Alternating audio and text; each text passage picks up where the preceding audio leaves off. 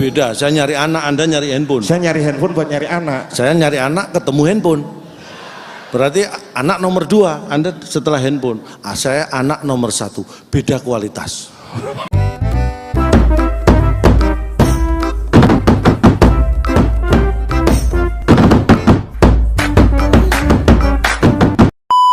Cak Lontong dan Akbar.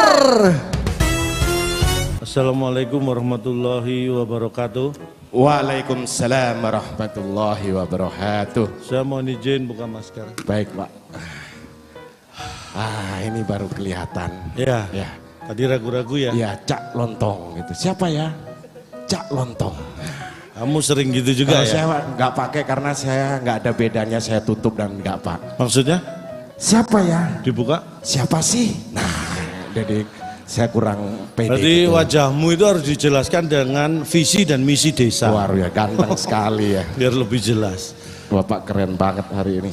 Ini memang sengaja saya mengenakan, biasanya kalau saya hadir di acara seperti ini pakai batik biasanya. Iya, Karena lebih aman kalau hadir di acara masa pandemi atau pasca pandemi ini pakai batik lebih aman. Karena kalau masuk ruangan pakai batuk malah disuruh swab. Mending pakai batik. Tapi hari ini enggak? Beda. Kali ini saya pakai jas, ini juga rancangan, Anda tahu? Khusus untuk hari ini? Khusus untuk malam hari ini. Ini jas ini rancangan siapa? Ini Ivan Gunawan. Oh bukan. Siapa? Biasa kalau. Ini rancangan siapa? Ini rancangan anggaran desa yang sudah setujui.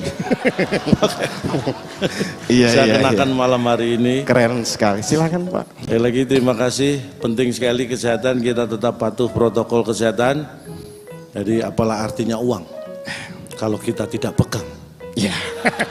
Itu artinya kesehatan yang utama. Iya. Seperti tadi disampaikan Bapak Wakil Direktur Utama BRI, beliau ini sudah sangat akrab dengan saya. Oh, terakhir ketemu kapan? Terakhir saya ketemu beliau itu pas Bapak terakhir ketemu saya itu Pak Catur ya. Itu terakhir ya? Iya. Pas itu ya? Pas itu. Bapak ini dia banyak kepala desa nih. Bapak dulu juga kalau nggak salah. Ya saya perkenalkan diri. Ya. Saya juga dari desa. Desa ya? Dari desa. Bapak dari desa mana? Desaku yang kucinta.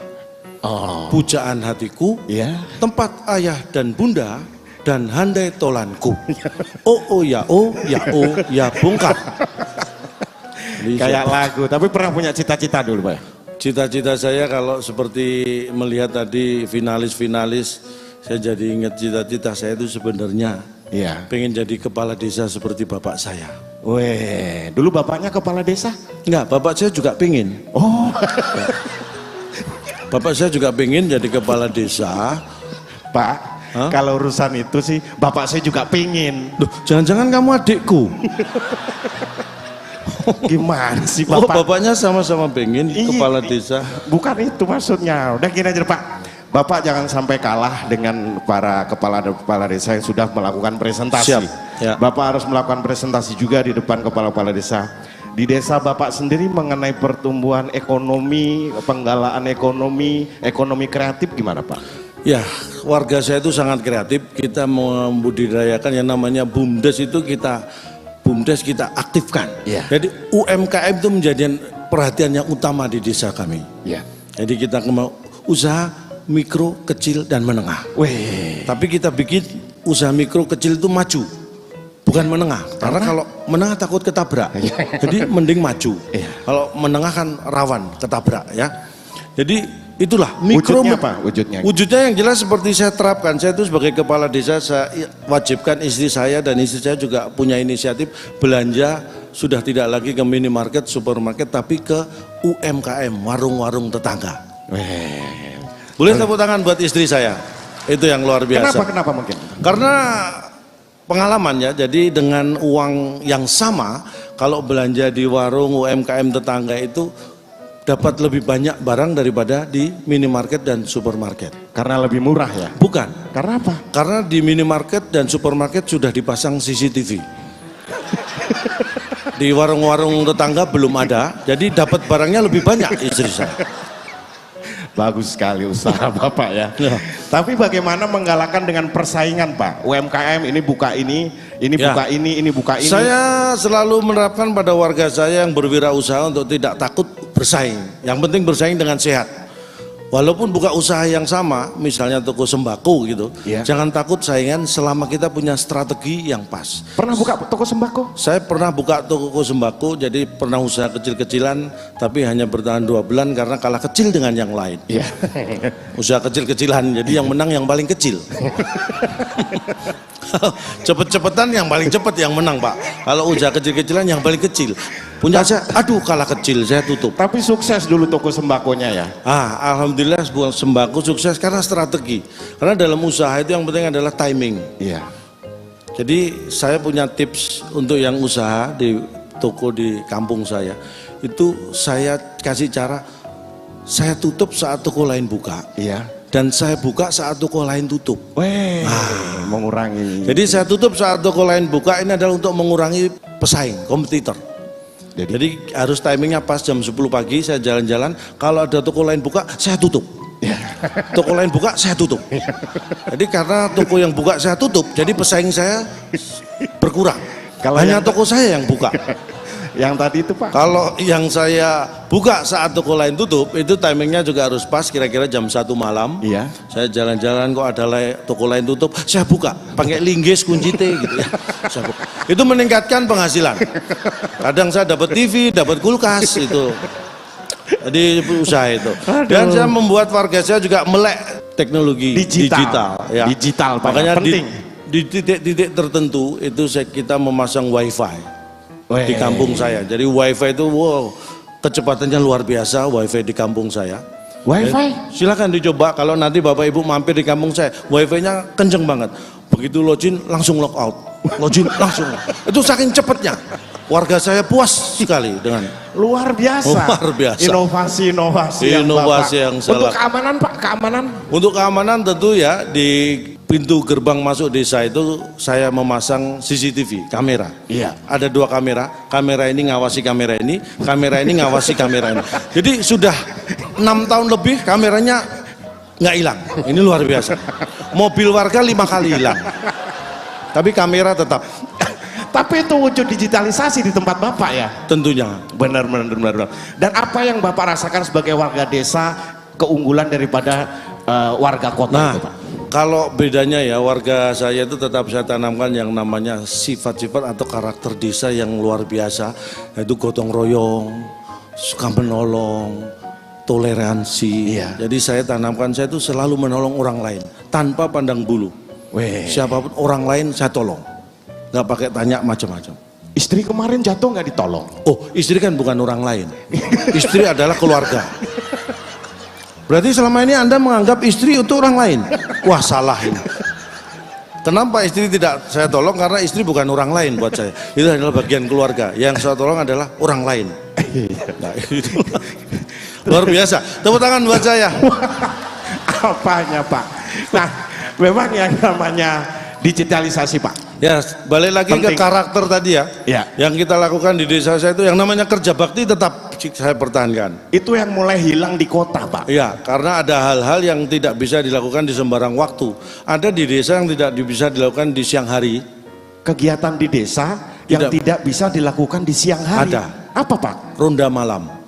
Oh iya. Itu tidak bisa dilakukan siang hari. Makanya tetap saya adakan malam hari.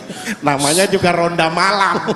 Dan setiap minggu kita adakan kerja bakti, bersihin kali ya kan, di kampung saya itu ada kali, kita rutin bersihin kali. Dan setelah sebulan berturut-turut setiap minggu kita bersihkan, alhamdulillah sekarang kalinya sudah hilang.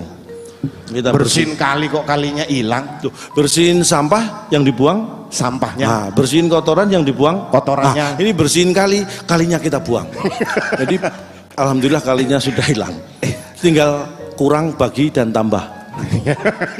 Karena kali sudah hilang ya.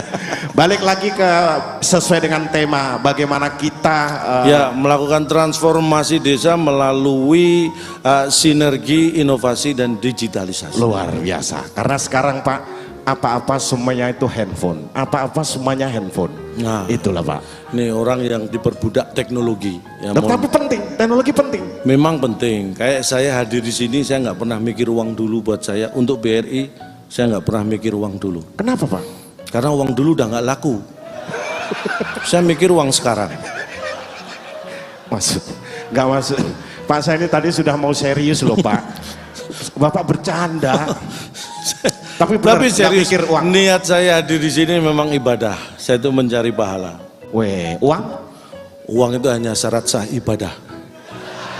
Jadi ibaratnya ibadah itu sholat, uang itu wudunya. Tanpa wudu, sholatnya nggak sah. Hanya itu. Bisa aja Bapak ya. Saking nganggurnya. Nggak mengenai benar tadi digital. Ya, digital. Digital. Saya memang, ini mohon maaf, saya sebagai kepala desa beda dengan warga biasa, beda kualitas Pak. Apa contohnya? Anda bangun tidur, yang dicari pertama kali? Zaman sekarang bukan nyari, sudah menjadi kebiasaan bangun ngecek handphone, ngecek jualan online, juga ngecek nyari handphone. Manusia kualitas standar dan di bawah standar. Bangun tidur yang dicari handphone. Saya beda. Saya bangun tidur pertama kali yang saya cari adalah anak. Waduh. Karena handphone saya di bawah anak. Sama saja. Oh beda, saya nyari anak, Anda nyari handphone. Saya nyari handphone buat nyari anak. Saya nyari anak ketemu handphone. Berarti anak nomor 2, Anda setelah handphone.